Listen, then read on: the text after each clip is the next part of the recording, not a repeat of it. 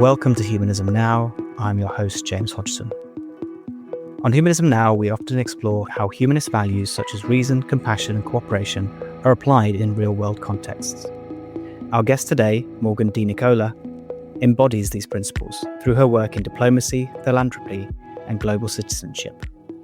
As Executive Director of the DeNicola Family Foundation, Morgan advances initiatives in cultural diplomacy, world health, humanitarian recognition, and conversation. In her role as Vice Chairman of the Humpty Dumpty Institute in New York, she has collaborated with US Congress, the State Department, the United Nations, and international embassies, fostering dialogue across divides that promote humanitarian programs and cross-cultural understanding. Morgan DeNicola, thank you so much for joining us on Humanism Now. Thank you for having me. I am really excited.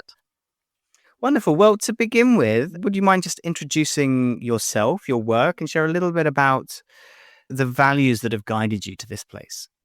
Absolutely. I was brought up in a family of serial entrepreneurs, so I spent a lot of time kind of witnessing the business world.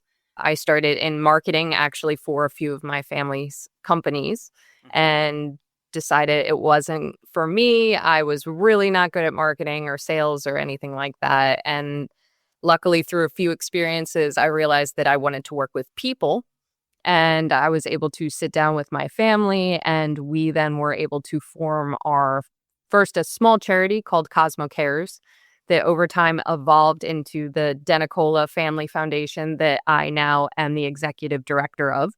But I also sit on several boards with the Elmwood Park Zoo, as well as I am vice chair of the Humpty Dumpty Institute. So we focus on all kinds of things from conservation, humanitarian recognition, global health, and cultural diplomacy, which is my personal favorite. But I started out in business and then I was able to just grow into my roles now.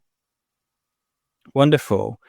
And as mentioned in the intro, you focus quite a lot on fostering conversations and allowing people space to share different opinions. I guess this isn't something we usually think about when we think either in terms of business or in terms of charity and giving. So why was that an important area for you to foster? And can you give some examples of where you've seen this work have a positive impact? Yeah, absolutely. So even starting out in business, I noticed and was taught by my family that the kinds of people you surround yourself with dictate your success. And so my father and my mother always had a very interesting group of people around them with completely and totally different experiences and different viewpoints. And that was able to resolve a lot of issues that their businesses came up against because people were able to foresee issues or come at issues from different places. And I noticed that and started to incorporate that in my everyday life. But then even on the boards that I'm lucky enough to sit on, even at the zoo, the Elmwood Park Zoo, you wouldn't think, that differences of opinions is so important, but it really is. We have an incredibly diverse group of board members. And again, whenever there is an issue or we all see things a little bit different, we're able to come together and have this group think on what problems are, what potential problems can be, and how we can resolve them. And then we go into the Humpty Dumpty Institute where we foster these dialogues and we bring different members from different parts of the world together to sit down and discuss either something that has happened or could happen and ways that they've each solved them, and they ping pong these ideas or solutions off of one another. And again, that brings that 360-degree view to any situation. And I think that a lot of people forget the importance of bringing in these different viewpoints and different opinions, and that it actually strengthens potential problem solving, and it prevents that concrete thinking that can be dangerous when you surround yourself with yes men or people that think exactly as you do. You're going to come at a problem the same way, or you're not going to see potential issues. So it's something that I was lucky enough to start to see my early 20s, and now I pull it into my everyday life and everything that I do to make sure that I always have people around me that see things a little different. I think this is a fascinating way, particularly in approaching boards or any kind of organizational structure where there will need to be these decisions made, or leadership, to get that to encourage that diversity. And I wonder what your process is, or any techniques that you can share when you're trying to bring in as many diverse viewpoints or experiences as possible, to, on the one hand, overcome the inherent bias that we all have, because we're all going to have blind spots. We're going to come at things from our own perspective. So a version of diversity might look different to someone else who's still affected by the same subject. So how do you overcome that sort of inherent bias? And also, how do you make sure that whilst you're getting a range of opinions, range of views, they're also very relevant to the topic at hand? I think the most important thing is to gauge people's emotion in a situation. And I'm not saying not to have emotion. Emotion is so important with everything that we do. That is our heart. But sometimes emotion can cause us to react and not Mm. respond and not to take that second. And I think when you surround yourself with people that have an opinion, that have an emotion about things, but don't let it dictate their response, it gives you this idea of, okay, this is a person that's willing to listen.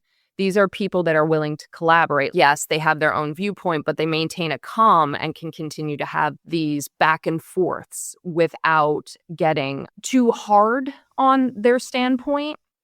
Because I think that everything needs to have this flexibility, right? Because we all, depending on our circumstances, are going to come at things differently, and our life experiences. I know me, when I'm approaching a project that I want to do and I want to pull in different people, I want to make sure that they're passionate, but willing to listen and really willing to engage with all different types of people.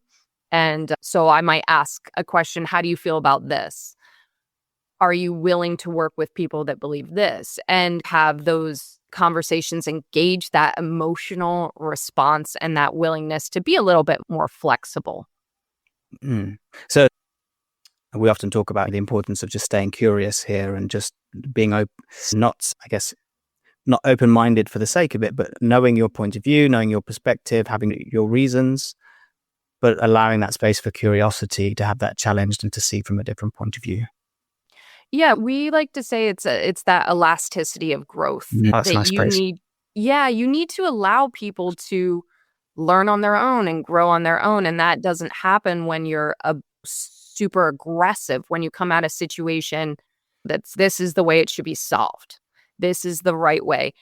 It doesn't give other people a chance at the table to learn, to grow, to figure out their own way because you're stopping them from doing it. But that also prevents you from having that elasticity of growth and learning from the other people that you pull into a project or to a table, because you are going to continue to grow depending on your experiences, the people you talk to, the things you see. So you have to also allow that in yourself, even though you're like, I feel this way. Give yourself an opportunity to say, is there somebody that could come along that could show me a little different, that could make me feel a different way? Because the more you're open to that, Yeah. the more of an opportunity of growth there is.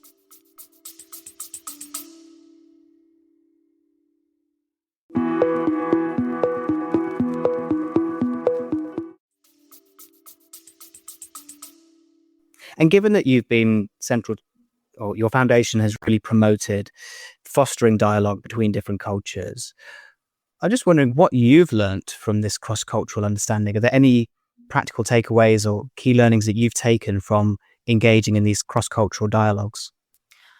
Yes, I learned that I, again, I'm ever evolving, ever growing, and I don't ever truly know what I like or I don't like, because when I can go to a different place that I haven't been before and I open myself up to the food, the music, the people, the conversation, I realize we're all sponges and we all have this potential to absorb everything around us and to continue that process of learning who we are.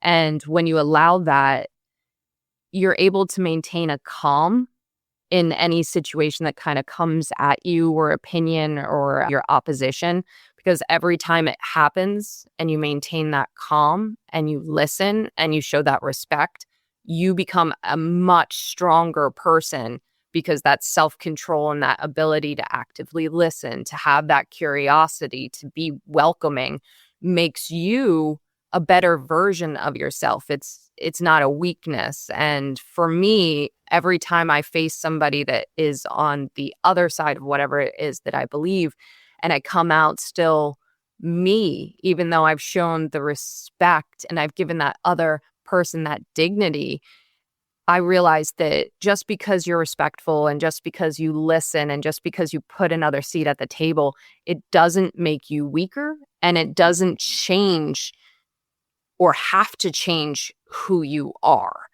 And I think that we forget that. We think the more seats we put at the table or the more people we listen to then goes against our belief structure. And that's not true at all. And every time I do these cultural programs, I realize it doesn't have to be that way. It's not that black and white. Mm. Do you find this still a challenge of overcoming that in either the business world or perhaps in your diplomacy work or in charity, that there is still that view of strength comes from being certain and not having your mind changed? Yes, you still see that, and it does become difficult, especially if you view yourself as a strong woman or man or a leader. You fight yourself on that, but I think that again that you gain that strength. I still see it on a regular basis. It still is tough. I like to say that sometimes I bite the inside of my cheek and try to reground myself and say, do not explode. Do not lose it. Because sometimes people will take things a little personal and come at you. But again, with every practice of that self-control, with every practice of that, I'm in control of this situation because I'm in control of myself. You are a stronger, more empathetic, more compassionate, more respectful global citizen. How do you also pitch it to people that being able to listen to differences of opinion, being able to change one's mind or evolve their position over time is a strength, both individually and collectively to groups? How are you able to pitch that to people, potentially, as you say, people in positions of power, maybe who've got that role through showing leadership and certainty? Yeah, what are some of the tactics that you've used to change their mind there? Being an example. That is what I absolutely love to be and love to do, because words are wonderful and we have a ton of them. But when you start to incorporate other beliefs and other parts of the world, words get tricky. Certain phrases, like I might say something that I think's funny. And somebody else might be like, that is not funny. That's actually offensive. And so words aren't really doing it. You have to lead by example. So whenever I come into a situation that I do say, this is a great way to be. And then I use examples of why this benefits you, because you have to make it personal and explain to somebody, this isn't just about the other person. This is something that will benefit you. You then have to be an example of it. I constantly pride myself on working with people that I do not agree with and finding that common ground and that common goal that we can do together. And then using those as an example to anybody else that is like, I don't think you really do that. Or how could you do that? And I'm like, here's an example of how I did it. And I'm going to continue to do it. And then people love to test your resolve on that. So they'll come at you with a ton of examples. And if you can, again, listen, maintain that calm, have that respect for another individual, and be that example, it's amazing because people will let their guard down and relax and be more honest with you and be more respectful of where you're coming from, because somebody has to be the person that starts this. And I think that a lot of people think, again, that's weak, or your morals or your beliefs are then a little bit more shook. But I think that it does the opposite. It's not weakness. It's saying that you can't really shake me. So I'm okay with you trying to shake me and my belief structures. And you know what? Even if you do cause me to look at something a little different or reflect on my own stuff, why is that a bad thing? I don't think that's a bad thing. I think we should constantly reevaluate where we stand and our beliefs and how we view the world, because again, that's that's the evolution of people. That's the evolution of society, is to continue to question, and that should start at home. So I love to bring other people in and to be challenged and be that example by maintaining that calm and continuing to give that respect. Mm. And speaking of examples, could you share some of the projects that your foundations have supported, the humanitarian and sustainable projects that you've been involved with? Oh, yeah. We've teamed up with a lot of different groups, and I always love to use this one as an example. We work with a pretty well-known Catholic group, and I myself I'm not Catholic, but we've worked with them a few times on producing different like movies that showed the Mother Cabrini. But I love that movie because it's about an empowering woman and kind of teaching to not give up on your goals. But we've done a lot of other little projects with them.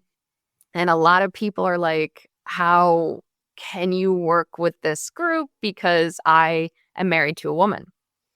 So I get a lot of like, how can you do that? And I love to share the story of the first time I got together with this group. There were a lot of them. And I was there with my father, and he's very active with this group because he is Catholic. And I overheard a conversation only between four people about really negatively commenting on the gay community. And again, biting the inside of my cheek. But I was like, you know what? Let me just hear this out. And I was listening. And as time went on, I learned about these individuals and the incredible work they've done building schools and feeding families and building homes and continuing education for a lot of individuals around the world. So then you have this dilemma of, is that a good person? Is that a bad person? And as the week went on, I continued to listen and learn and be respectful. And by the end, I had spent a week with this group. By the end, I was asked in front of them, oh, how's your husband doing? You've been gone for a week. I said, oh, my wife's fine. She's holding down the fort just fine. She's great. She doesn't mind when I take these trips. And there's this moment of quiet. And I'm like, this will be very interesting. These people have spent a week with me. They've gotten to know me. I've been respectful. And at the end of the day, I heard 90% of them did not care, completely respected me, completely respected the work that I was doing. And I continue to have a relationship with this group. And we continue to work together with funding different projects around the world of schools and feeding programs. So that's one of the groups that I love to use as an example of, we have this mutual respect and understanding of one another. And we overcame that moment that could have been a moment for us to be combative with one another and say, I don't want to work with you, and lost that ability to do something greater than ourselves. Or we moved forward and found the respect for one another and continue to build these really beautiful things for different individuals. So I love using that as an example. I also am building a community center in the tiny town in Italy where my grandfather grew up. And it is an old school town, old school Italy in the mountains. And I go, again, blonde, white American in a sense, with my wife, and they are so respectful and so loving. And again, that's a moment where you could have this preconceived notion of, are they going to be okay with who I am as a person? And now I have to say, that's my home away from home. I love them, they love us, and it's really wonderful to give back to that community that needs a few things, some help. So there's that. And then I've done programs in China, where at the time I was smoking cigarettes, and that's a no-no for women, but there was this kind of respect for one another. So we do a ton of projects around the world where you have those preconceived notions of, how is this going to go? And you'll always be surprised that if you can quiet those and just be respectful yourself, open to other cultures and other opinions, you will, for the most part, be incredibly well received. We're all human, right? Absolutely, 100%. And it sounds like it's this allowing this time and space to get to know one another individually and as groups, find those as you mentioned, shared humanity? Where are the areas that we have shared interest, shared passion? And then the things that divide us, or the differences of opinion, or perhaps the misapprehensions that we may be under, they drift away. Because I think once you establish rapport and you realize that perhaps if the party is not a threat, then those things that were important before are not important anymore. Yes. Yeah. You get back to the root of everything, which is what I stand for. I'm in the world of philanthropy, and that is remembering that we're all human and that we all rely on the success of one another. It's a necessity for the progress of us as humans. It's not just us solo. And I think also that human connection reminds us of what we're all doing and that we all have made mistakes, that our opinions have changed over the years. Tell me you think exactly the same as you did 5 years ago. I really doubt that.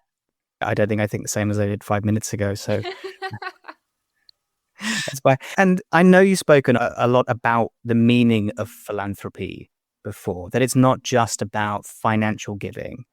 Could you please draw out a little bit what true philanthropy means to you? Yes. So I love the word philanthropy, right? It comes from the Greek words for love of humanity.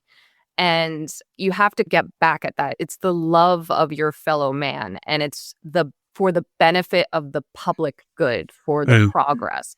So it's what you as a human being can contribute to the progress of your fellow man. So that's not always money. For some people, that is money. And I'm not going to lie. Money is a wonderful tool and really can help you get a lot of things done. But it's so much more than that.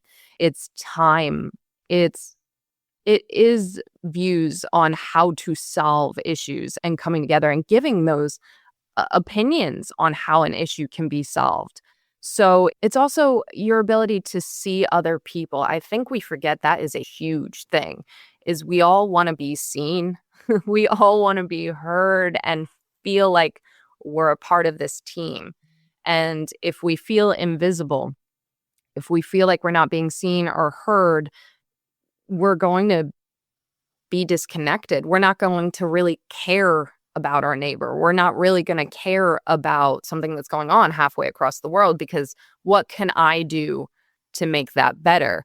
And I think that people need to remember just seeing one another, acknowledging one another, no matter how different, no matter how polar opposites, or to acknowledge and to see resolves a lot of the issues that I think we have in this disconnect. Because as much as I do use the internet, love the internet and social media, I think that there still continues to be this disconnect. And just because you like something or something somebody said or reshared it doesn't mean that person necessarily feels seen and heard. It really comes down to smiling at somebody, saying hi, picking them up, holding a door. These are things that do contribute to us feeling good and continuing to want to be a part of the world around us.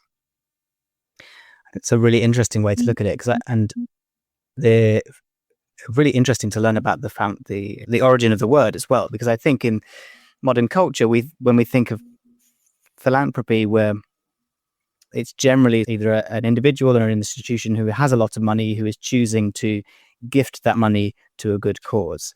But it sounds like from what you're saying, philanthropy should be viewed more as a day-to-day practice that we can all engage in. Absolutely. It is an everyday thing, an every person thing. It's not these big corporations. It's not any person. I like to say we all want to change the world, right? It's such a cliche to say, I want to change the world. I say it all the time. I still do. But the world as a whole is something that is very hard to change, because there are billions of people with billions of ideas and perspectives and opinions.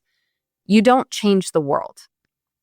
You change the way one person views the world, and then you've changed the world for that person.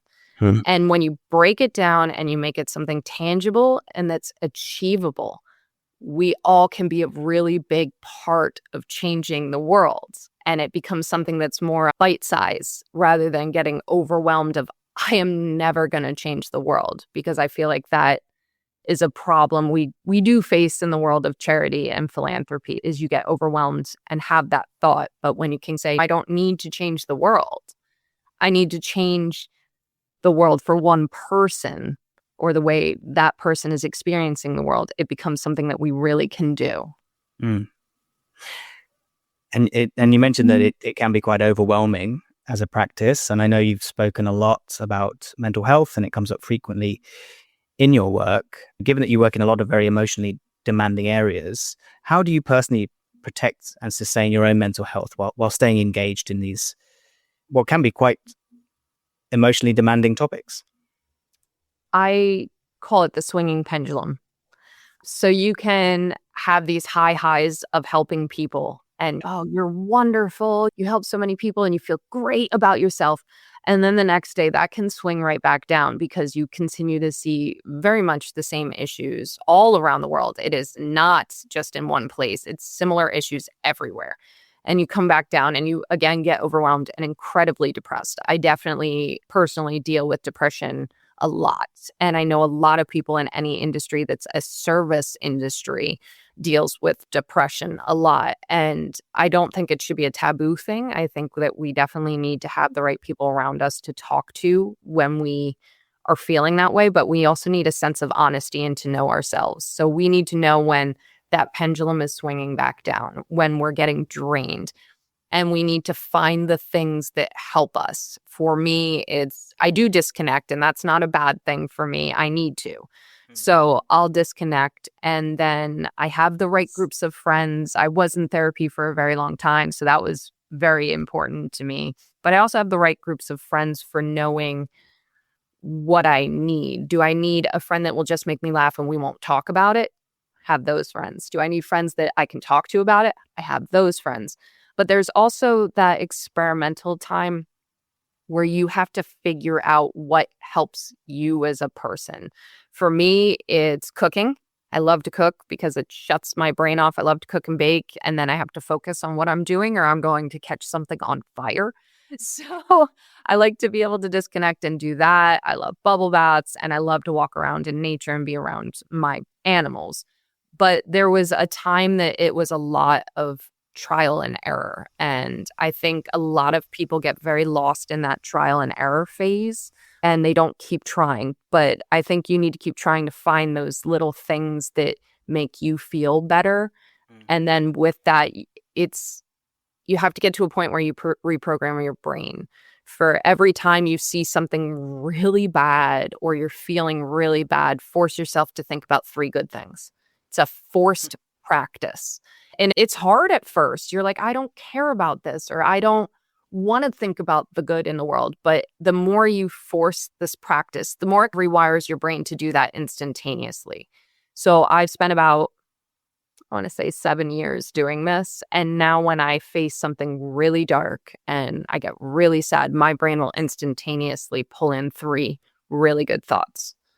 And I had to learn to do that. But I think that you have to take that personal accountability for wanting to get yourself to a better place, because I know depression and that darkness is a warm, heavy blanket. It's familiar.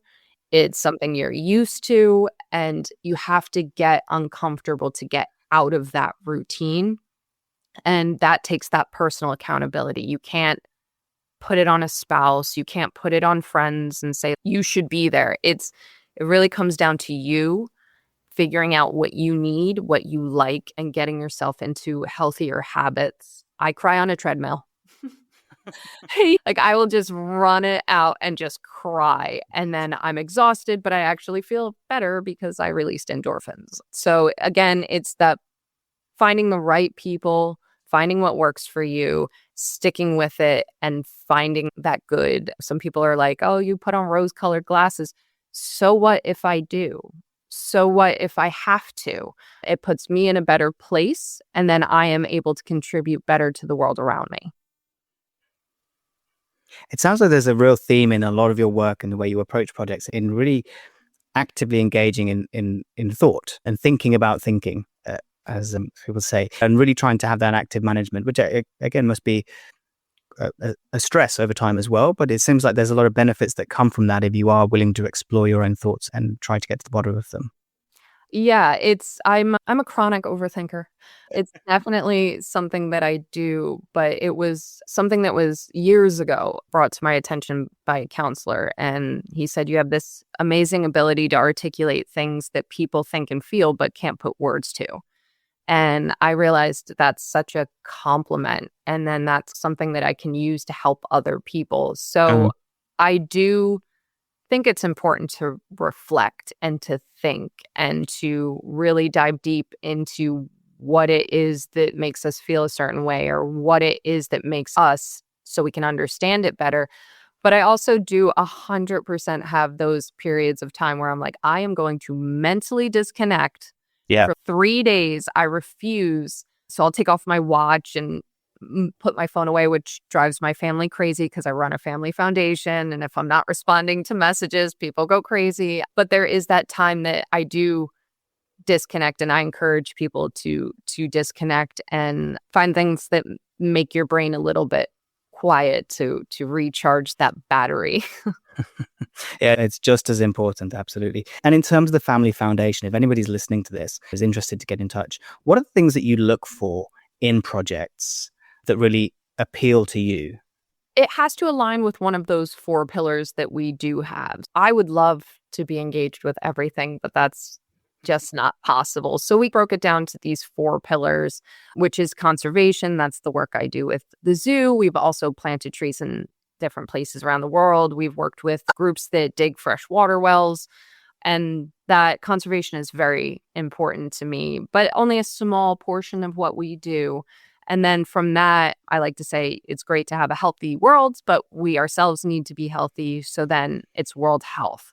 We've worked with the American Thoracic Society and helping some of their students fund some of their projects. We've worked with several hospitals around the world. We're continuing to branch out to other hospitals around the world to see what kind of technologies we can make accessible to everyone.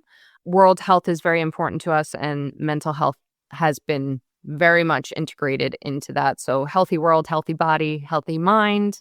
And then from there, we do humanitarian recognition. I love this because we give out a humanitarian award with NFL players and front staff, and that's a whole lot of fun. They give back to their different communities. We like to acknowledge that. But now we integrated the Rising Star Award, which is for kids who are showing an interest in giving back to their community and doing little philanthropic endeavors. So we give them a little plaque and acknowledge this effort that they're showing at such a young age. And I love doing this because I think this will continue to encourage our youth to want to help, to want to be invested. And this, we're actually starting to allow people to write into us and make suggestions. So if anybody has any suggestions, please reach out to me. And then from there, we're going to branch out into the sciences as well and start acknowledging what different sciences should be recognized. So that's a really important one, the humanitarian recognition. And then there's diplomacy, cultural diplomacy and regular diplomacy. This is my cup of tea. This is where I love to live because I find it to be so challenging. So I love to hear about culture programs that are going on around the world and where we can team up to enlighten, to spread knowledge of the ways other people are doing things. And from art to film to food, we've had our hand in all of that. Those are our 4 pillars. And we're always just looking for something unique, something creative, and where we can possibly contribute our time, our ideas. We love to give out items more than checks. So if I'm looking for 500 bags of rice, that's where I step up and I'm like, let me get creative and try to find you 500 bags of rice. So we're always looking for fun ideas and suggestions from people, from the community. What do you want to see, rather than us assuming what you want to see? So yeah, it's reach out and tell us what you would love to see in your community or other groups that are doing something similar that we can help do it. And I love that you brought up diplomacy, because I know in the previous conversation you mentioned that diplomacy is a kind of superpower. And as you say, it's your forte, and I know you have lots of experience in this area. How can people develop the skills of diplomacy, and how are they useful in everyday life, not just in your world of international relations and philanthropy? What's the everyday benefits of diplomacy? I love that people think diplomacy is just politics, because that just goes to show you people aren't really paying attention. Diplomacy is managing relationships. Diplomacy requires your ability to negotiate conversations, to compromise, to understand where somebody else is coming from, to be tactful. So diplomacy, I'm diplomatic with my wife. Like, you pull diplomacy in with your friends, your coworkers, your business. It's how to resolve relationships, or how to cultivate relationships and resolve issues with people by finding compromise and a place of understanding. This is what we do every day. So being diplomatic is something that, if you really break it down, you should be doing on a regular basis. So I like to say that it is a superpower, because if you can do this on a regular basis, if anybody that you interact with, you can listen to, be tactful, be strategic, be understanding, and maintain that calm with all of these interactions, that is a superpower. Calm and self-control is almost the ultimate superpower. And this is something that we talk to children about. Oh, maintain your calm, listen, understand. So if we're trying to teach children to do this, basically be diplomatic, we ourselves should be doing this. We ourselves should be maintaining a calm and listening to one another and having a little bit of an ability to negotiate and compromise. Compromise is a wonderful thing. It prevents a lot of tension and it prevents a lot of issues. Yes, I think that people need to reevaluate what they think being diplomatic is and what diplomacy is, and that it goes way beyond just these presidents or members of government. It's so much more than that. It's a boss, it's an employee, it's a significant other, it's a parent. So I really would love, and that's why I love to talk about it. That's why I love to be involved in it, because I think that if we can shine a light on it from a different angle, people will realize that this is something that will make their life so much easier. They'll be so much stronger, and they'll be so much more thoughtful in where they put their energy and in how they interact with the world around them. And before we go, our standard closing question: what's something you've changed your mind on recently, and what inspired that change? I changed my mind on me thinking that I know everything and that my way of being is the right way of being. Because I realized the more people I interact with and the more I travel and the more I listen to the world around me, things are not as simple as one answer. Things are not as simple as one way to comprehend things. That's what my shirt is. These two guys arguing over what number this is.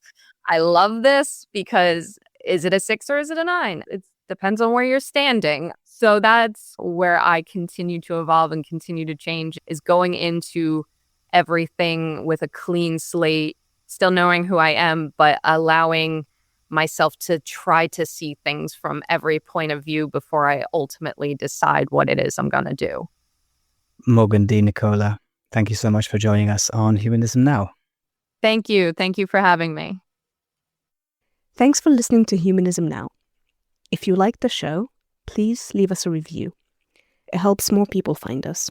Support us from just £5 a month for exclusive content and to shape future episodes, and we'll plant a tree each month in your name. Follow us on all socials at Humanism Now Pod and help spread curiosity, compassion, and human progress. Humanism Now is produced by Humanize Live, creating world-class podcasts, videos, and events for purpose-led individuals and organizations. Learn more at humanize.live.